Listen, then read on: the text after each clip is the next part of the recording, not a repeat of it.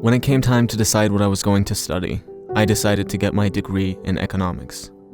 Reading this single book has had more actual impact on my life than that entire degree. Along with Benjamin Graham, Warren Buffett, Charlie Munger, and many others, Peter Lynch's wisdom set me up to retire in my 20s, something I didn't even know was possible when I first started on this journey. Peter didn't have to share his wisdom, but he did, and for that, I'm eternally grateful to him. Most people should just contribute to a low-cost index fund like the S&P 500 on a consistent basis, forget about it, and just live their life. However, if somebody were interested in learning more about investing and I had to recommend only one book, it would have to be One Up on Wall Street by Peter Lynch. The following are some of my favorite lessons from the book. 1. Economic predictions are garbage, and most quote-unquote experts have no idea what they're talking about. Going back to my degree in economics, I consider it largely useless. There hasn't been a single business or investing decision I've ever made based on some broad economic factor. Consider for a simple example this YouTube channel. When I started this channel, I did not think about whether I should start or not based on what the M1 money supply was or some other nonsensical factor. I thought a lot about how my videos sucked and what I could do to make them suck a little less over time. This is how every real business owner thinks, and as explained by Benjamin Graham, if you're an owner of a stock, you are a business owner. No good business owner thinks about next year's M1 money supply. They think about things that are relevant and also in their control, like how they can improve their product, as an example. Furthermore, not only are most economic data useless, but the ones that could be useful also happen to be almost impossible to consistently predict correctly. We have quote-unquote experts predicting crashes every year for a decade straight, and once it does finally happen, they tell us, "I told you so." John Kenneth Galbraith summarized this perfectly. He said, "There are two kinds of forecasters, those who don't know, and those who don't know they don't know." These so-called experts and economists, along with their predictions, should largely be ignored or simply treated as entertainment and enjoyed for their overly dramatic fortune-telling. In fact, this is probably disrespectful to fortune tellers because a good fortune teller will over time pick up on the basic patterns of human psychology and will therefore have a much higher accuracy of predicting the future than an economist. 2. Know what you own, you have an edge. I constantly find myself having an urge to dabble in things I don't understand. It can actually be quite irritating and requires a good amount of self-awareness so that I don't give in. You should be able to explain to a child, relatively quickly and easily, what every business that you own does. It's quite fascinating to see people own businesses where they have no idea what the business actually does, but it's much more common than you'd think. Like Warren Buffett has reiterated many times, the size of your circle of competence does not matter, only that you stay inside it. Like I already said, most people should probably just index, but if you're going to own individual stocks, you have to ask yourself a simple common sense question. What do you bring to the investing table that other people don't?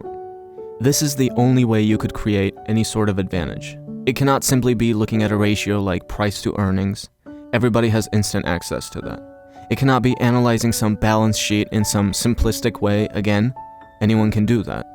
You don't even need a human to do it. Even a spreadsheet can automatically calculate those values. You have to bring special insight that most participants in the market lack. Otherwise, there's no reason to buy individual stocks, and one should simply index. But let me give you an easy example of what I mean by special insight, an edge that I could possibly bring to the market. I've been using Adobe software for about 2 decades now. That is an incredible edge. Looking at 13F filings with the SEC, I find that a famous investor, Chuck Akre, also holds some Adobe in his fund. Now, I have tremendous respect for Chuck Akre. I've in fact learned a lot from this man, and I love his philosophy of investing. If Chuck and I were the only 2 participants in the market, he would wipe the floor with me in many aspects. But the nice thing about investing is that I can pick only what I want to compete in, what Warren Buffett refers to as no-called strikes. So when it comes to Adobe, even for an exceptional investor like Chuck Akre, I guarantee you he probably couldn't even articulate the difference between what Adobe Premiere Pro does and what Adobe After Effects does. If you were to ask him what people use Adobe Audition for, he probably couldn't tell you. Now, how are you supposed to determine the moat, let's say, of a business, when you don't even really understand what the product does? And how are you supposed to stay in the loop when you don't even use the product on a consistent basis? And there's a big difference in quote-unquote understanding by reading about Adobe in an annual report, as opposed to using it consistently for 2 decades and having it as part of your daily workflow. It's like a person who has spent 20 years in a gym, as opposed to a person who has never stepped inside a gym but read about the different machines that are supposedly in there. Those are 2 very different definitions of understanding, and I wouldn't even consider the latter understanding at all. Why is it that I pay Adobe too much money that I would like to stop paying, and I can't? If the moat starts to diminish, I'll be able to see it almost instantaneously because I'm around it every day. But when will the news get to Chuck Akre as the numbers slowly trickle into the quarterly reports? These are the sorts of questions that will give you an edge, not simply doing a little math to get to the return on invested capital or the margins on Adobe and concluding that somehow, for some reason, Adobe seems to be a great business. Now, most quote-unquote professional investors have nothing in common with someone like Chuck Akre. Chuck is considered the cream of the crop. Most professional investors are in fact worse than useless, making millions in fees to underperform a simple click on a buy button for an index. What's even more irritating is how they call themselves smart money. There's nothing smart about trying to truly understand and keep up with Adobe through Adobe's quarterly and annual reports. In fact, you can think of most of these charlatans as a bunch of virgins poring over female anatomy charts all day thinking they're some sort of modern-day Casanovas. I'll give you another example. I was recently listening to an interview with Bruce Greenwald, a man widely considered to be one of the biggest investing intellectuals. In describing Adobe in a single sentence, he said, and I quote, "Adobe does fonts and video processing." Anybody who has used Adobe products for even a month could easily tell that Bruce has no idea what he's talking about. Not a single person who actually uses Adobe products would describe Adobe as doing fonts and video processing. And again, please remember, this is a man that taught probably the most famous class on investing in the world, taught the likes of legendary investors like Li Lu, and is heavily endorsed by people like Warren Buffett. This is not to be disrespectful to Bruce. On the contrary, Bruce is one of the smartest people in the world. The point that I'm trying to make here is that even the smartest people in the world that have dedicated their entire lives to business and investing are just as out of touch and have no idea what they're talking about when it comes to some of the biggest software companies in the world, for example. Now, to be fair, dumb money also makes unnecessarily stupid mistakes, often having to do with temperamental issues, for example. But it's worth reiterating that smart money isn't as smart as some people make it out to be, and dumb money doesn't have to be as dumb as it sometimes is. You probably have an edge in an isolated field that could give you an advantage, whether it be related to your work or hobbies or something else. Just think of someone who's a gamer, for example, and how much of an advantage they would have in the real understanding of gaming trends compared to some out-of-touch 70-year-old on Wall Street reading an annual report after the shifts have already taken place. It is important to remember, however, that one should be careful to not waste this edge with not being able to manage emotions, straying out of one's circle of competence, not understanding the very basics of accounting, paying any price for a business as long as it's a good business, and many other common mistakes. 3. There's always something to worry about. Along with the doomsday economists, the media directly profits from causing daily anxiety with their headlines. In fact, it's basic psychology that people hate losing more than they like gaining. So the headlines tell us daily that the world is ending and we must click to find out why so that they can generate advertising revenue. This is why it's important to read higher quality material, and especially history, because it puts it all in perspective. If you looked at the pandemic rhetoric, for example, you'd think that this was the worst thing that had ever happened and the world was coming to an end. Well, of course, a simple glance at modern history shows us that there was literally a world war just a little while ago where a nuclear bomb was used. Now, I don't know about you, but if long-term investing continued just fine with that, I'm not sure that I would put this pandemic in some category of, oh my god, this is the worst thing that's ever happened. Consuming history regularly from high-quality sources is probably one of the best things you can do in general, but also for your investing ability. Much better than building imaginary discounted cash flows in Excel all day. 4. Stocks go up and down. If you can't handle it, do not buy stocks. Peter Lynch used to say that the most important organ in investing is the stomach, not the brain. Some people just can't handle it for whatever reason and give in to panic and abandon their entire plan at the first sign of trouble. If that's the case, again, one should follow an indexing approach, or if even that's too much, one should simply avoid stocks completely. It'll be detrimental to any long-term financial health, but it's probably at least better than psychotically buying and selling at exactly the wrong times. To an investor who knows what they're doing, volatility is a great thing. If you liked a stock at 100 and had a good reason why you thought it was a good investment, why wouldn't you like it even better at 70?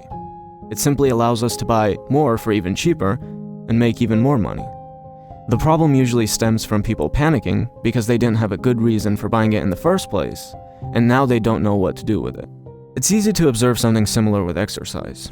If getting better at pull-ups were linear, so that the first day you got 1, second day you got 2, third day you got 3, and so on, I don't think anyone would have a hard time sticking to their routine. But you don't find these nice linear progressions with anything in nature.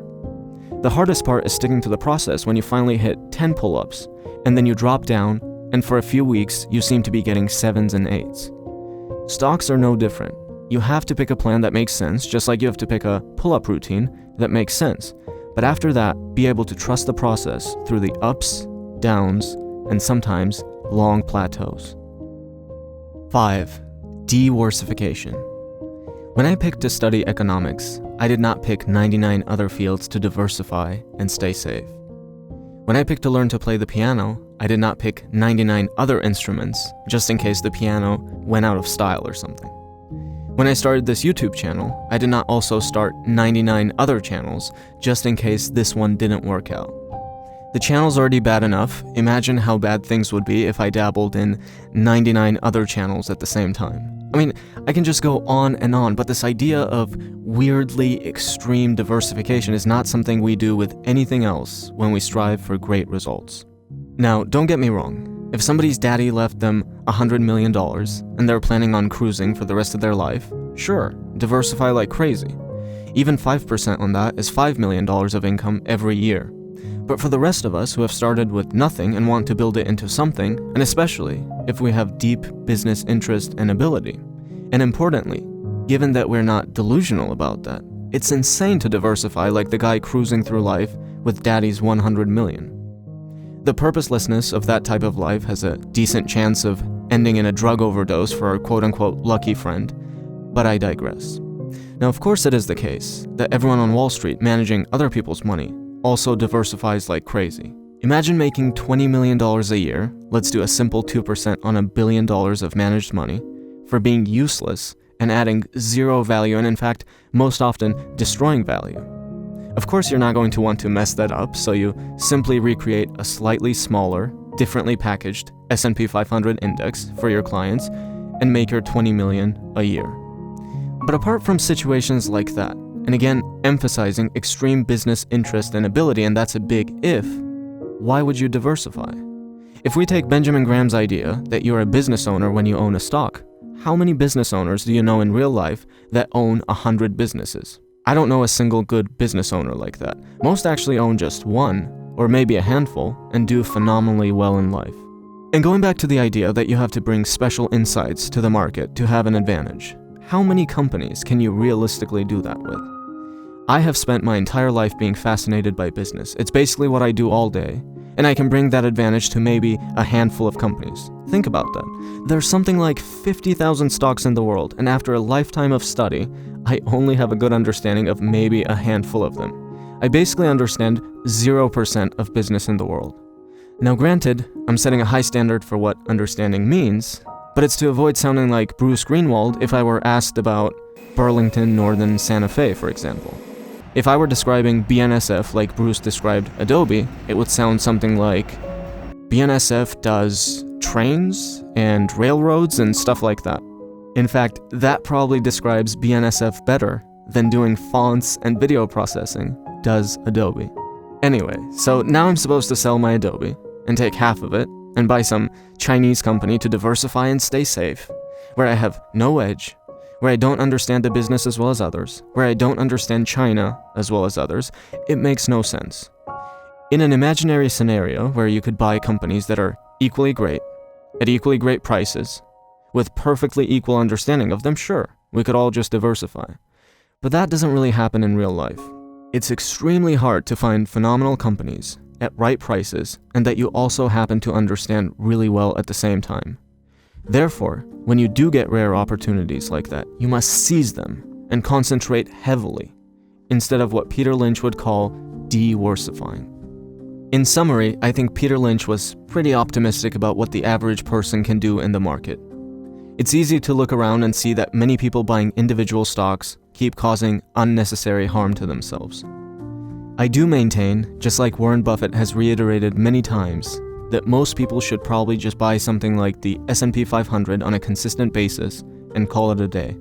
But if you find yourself waking up and going to sleep with thoughts about different businesses in the world and how the world operates and changes, if you're extremely curious and find yourself asking everyone around you about products and services they use and why they like them whether they're 6 years old or 60 years old, if you go to Chipotle and you're more excited about observing human behavior there than getting your burrito, then you might be infected by a bug that could make you very wealthy. Now that simply needs to be honed through a lifetime of endless curiosity and study. And if we could only pick one book to kick all that off with, for me, it would have to be One Up on Wall Street by Peter Lynch. This video is sponsored by Blinkist. Reading books is great, but I've talked about this many times before. Many books are written very inefficiently and should be much shorter than they are. Not only that, sometimes you just don't have the time to read a whole book, or you might want to just go back and review the main ideas without reading the whole thing again. This is why I use and recommend Blinkist. It's a great app that takes information from the best books and condenses it to 15 minutes that you can read or listen to. For someone looking to learn, I really think this might be one of the best apps out there right now. I recommend starting with a summary for any book on the Fight Mediocrity Beginner's Reading List, or any of the books that are in my Blinkist library right now. If that sounds good, head over to Blinkist.com/fightmediocrity or click the link in the description below. You can give it a try for 7 days completely free, and if you don't want to continue, you can cancel at any time. As a Fight Mediocrity viewer, you'll also get 25% off if you decide you want the full membership. Thanks for watching.